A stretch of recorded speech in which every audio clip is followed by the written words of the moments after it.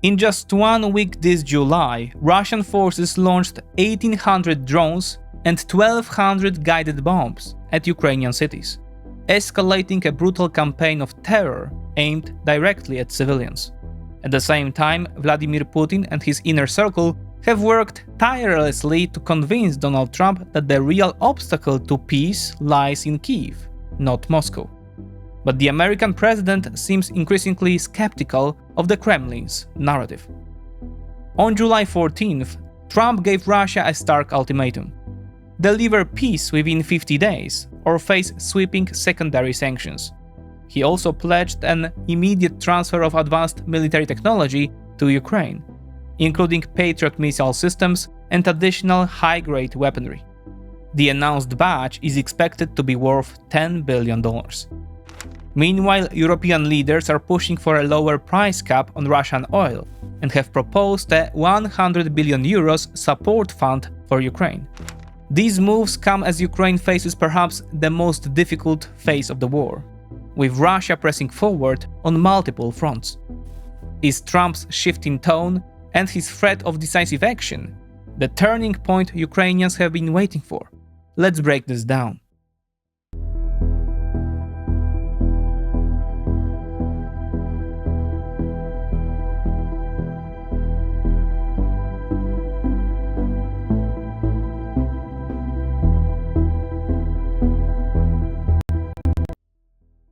Trump's communication has been far from transparent, so it requires some decoding.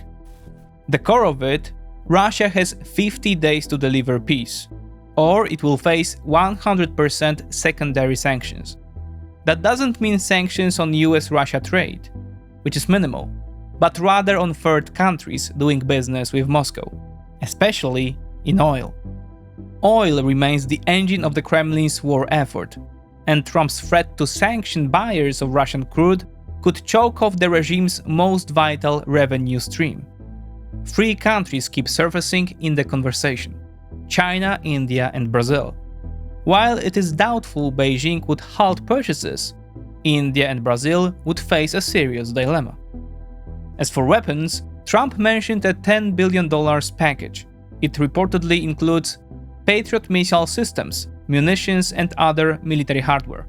The mechanism appears to work like this: European countries would foot the bill for US-made arms, but since production takes time, Ukraine would first receive weapons drawn from NATO stockpiles.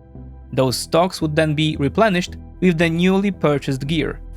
One other issue has also stirred confusion: the Patriots. Ukraine sees them as crucial. Trump said 17 Patriots for Ukraine, but it is unclear whether he meant 17 launchers or 17 full batteries. If the latter, that could mean up to 100 launchers, a massive and likely unrealistic figure. The more probable interpretation is 17 launchers, or around 2 to 3 batteries. These estimates have circulated in the press for days. According to reports, Germany is expected to supply 2 batteries and Norway 1. Still, some remain hopeful that Trump's promise points to the full 17 batteries. But even if the final number is just 3 batteries, that would nearly double Ukraine's current supply of Patriot systems, bringing the total to roughly 48 launchers. President Zelensky once said Ukraine needs 10 full batteries, or around 80 launchers, to effectively defend itself against Russia's relentless air assault. That's where things stand for now. Outlets like Axios have reported speculation about additional offensive weapons for Ukraine, including JASSM-ER cruise missiles, but no official confirmation has been made. So does Monday's announcement represent a real shift in how the Trump administration views the war in Ukraine? In recent days, the first signs of Donald Trump's frustration, or perhaps sobering up, emerged. On Tuesday, 8th of July, he abandoned his usual cordial tone towards Putin, saying, "We get a lot of bullshit thrown at us by Putin, for you want to know the truth. He's very nice all the time, but it turns out to be meaningless."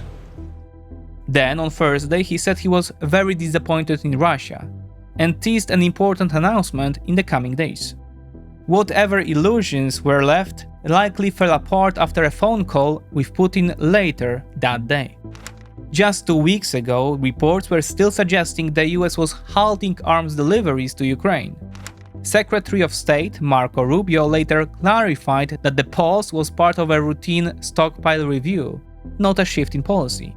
He added that the real bottleneck isn't Washington, but Western arms production capacity, and European reluctance to share their existing Patriot systems. If Ukraine is a priority, that has to change, Rubio said bluntly at the ASEAN summit, a sharp contrast to the rhetoric of just a few months ago. And he didn't stop there. Quote, "Leaders of both chambers of the Senate are ready to act on the Graham bill. We warned the Russians weeks ago that this was coming." Speaker Mike Johnson and Senate Majority Leader John Thune also signaled that the bill could pass as early as this month. So, what exactly is the Graham bill, and why does it matter so much? A bipartisan bill, backed by Republican Senator Lindsey Graham and Democratic Senator Richard Blumenthal, would impose tariffs of up to 500% on imports from countries that continue purchasing Russian oil, gas, uranium, and other key exports. The legislation targets countries like China and India, which account for roughly 70% of Russia's trade and are financing a significant share of its war effort. Putin has calculated that we would get tired, and Europe would get wary. He made a huge mistake. NATO is bigger and stronger, and we are more committed than ever to make sure he does not take Ukraine by force, Senator Graham told CBS. Graham and Blumenthal, who met with Zelensky and European leaders last week, say a turning point in the war is approaching. Quote, "A turning point regarding Russia's invasion of Ukraine is coming. China, India, and Brazil buy oil and petroleum products and other goods from Russia. That's the money Putin uses to prosecute the war, and this congressional package that we are looking at would give President Trump the ability to impose 500% tariffs on any country that helps Russia and props up Putin's war machine," said the senator. Of course, Graham later added, the actual level of sanctions would still depend on Trump. The president could dial them up to 500% or keep them modest. Either way, both senators agree. Something fundamental in Trump's posture appears to have shifted. Trump himself referenced the Graham bill on Monday. Asked about it by a reporter, he said Congress is doing a good job and acknowledged that the legislation could be helpful. That leaves Trump with two levers to pull: a White House-led path to 100% secondary sanctions, and a Senate-approved path to 500% tariffs. Now the question is whether he is willing to use either of them fully. But one might ask, why now? What is driving this shift in Trump's approach? The simplest explanation for Trump's shift is this: the illusion has collapsed. Trump genuinely believed that Putin, like any savvy businessman, would weigh the costs and benefits and close the deal if offered a clear off-ramp from a stalemate. In this case, the offer likely included recognition of Russian control over occupied territories, and possibly even the lifting of sanctions. It was generous. But from the start, Putin's thinking was entirely different. He welcomed Trump's flattery and gave the appearance of engaging in peace talks, but cynically and without any intention of compromise. In reality, it was all about gaining time, consolidating positions on the front, and exploiting Ukraine's moment of weakness to the fullest. The Kremlin saw an opportunity, and it moved to seize it. From day one, Russia's objective hasn't changed. It is the total conquest of Ukraine. Another factor behind Trump's change of course may be the intensifying brutality of Russian strikes on civilian infrastructure. Trump himself shared an anecdote. After relaying the First Lady what he thought had been a productive call with Putin, Melania Trump replied, "Really? Because missiles just hit another Ukrainian city." Missiles that Ukraine is increasingly struggling to intercept. On July 8th, Russia launched the largest air assault on Ukraine since the war began. 728 drones, including 300 Shaheds, and 13 missiles were fired in a single wave. Over the course of that week, the tally reached more than 1,800 drones, 1,200 guided bombs, and 83 various missiles. Russia is escalating its campaign of terror against cities and civilian communities, trying to break the spirit of our people, said President Zelensky. While Ukrainian defenses managed to shoot down most drones and missiles, defense is always more expensive than offense, especially when attackers use cheap drones like Shahed. And when even 5 to 10% of projectiles get through, the scale of destruction can be devastating. At every major turning point in this war, it is the United States that plays the leading role, thanks to its power, leverage, and media weight. But this time, it's worth noting that Europe is footing much of the bill for the course correction, and is also tightening its own screws independently. On July 13th, Reuters reported that the EU is close to reaching consensus on an 18th sanctions package against Russia, and this one could sting. It is expected to target Russian oil exports and lower the existing price cap, currently set at $60 per barrel. Moscow has adapted to that discount, so EU states are now weighing a new limit, either a flat $47 per barrel or a floating cap set at 15% below the average global price over the previous 3 months. Meanwhile, Bloomberg reports that the EU plans to establish a new Ukraine support fund with a projected value of 100 billion euros, nearly as much as the total European assistance delivered so far, which stands at 160 billion euros.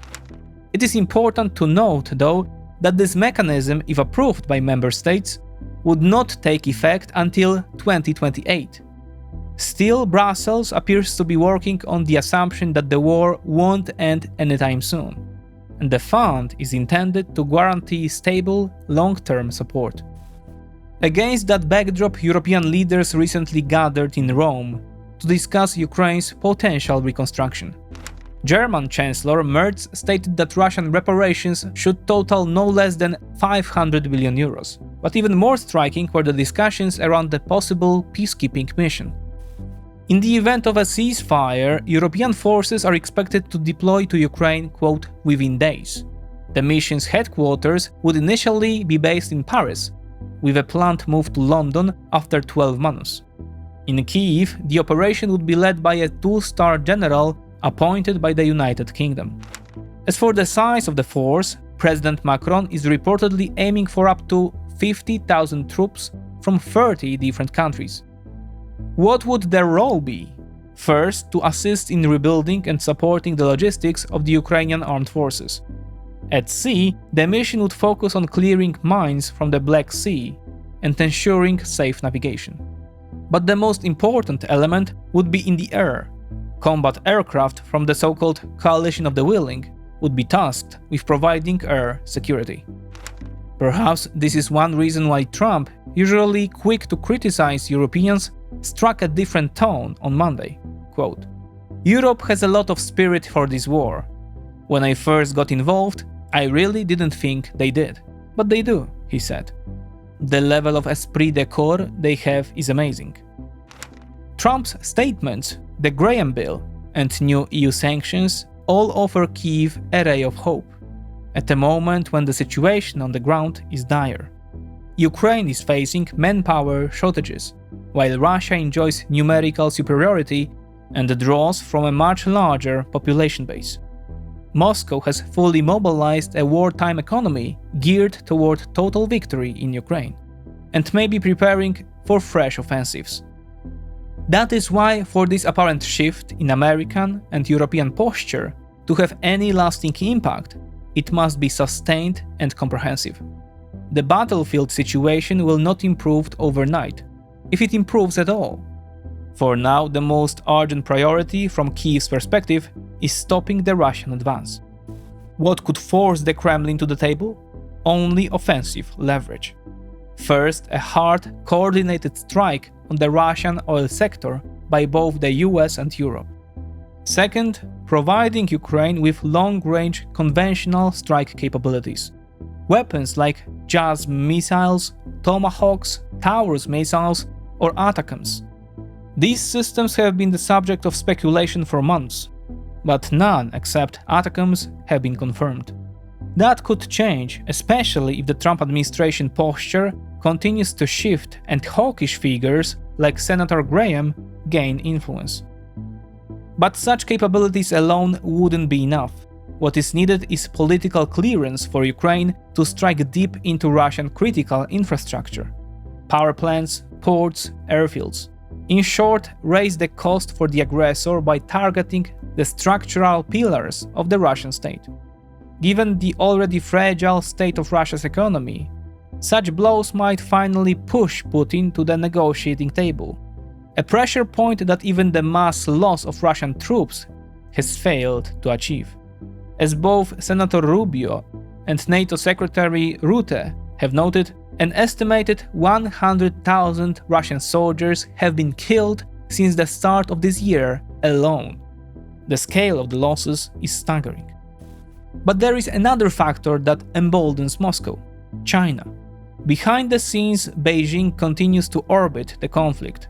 If Russia begins to falter, China could open up broader support channels, a possibility recently hinted at by Chinese Foreign Minister Wang Yi, who recently insinuated that a Russian defeat in Ukraine is not in China's interest. Perhaps after 6 months in office, Donald Trump is beginning to confront the reality many warned him about from the beginning. Putin and Russia only understand the language of force. In Kyiv, they might say, better late than never, but no one is popping champagne corks. The position of Ukraine's armed forces is now as precarious as it has been since March 2022, and the actual scope of future support remains murky. So can this moment be called another turning point? That's for historians to decide. For now, it is way too early to say. Still, considering how harshly Trump spoke of Ukraine throughout his presidential campaign, even going so far as to call Zelensky a dictator, it is clear these are the best days yet for the Trump-Zelensky relationship.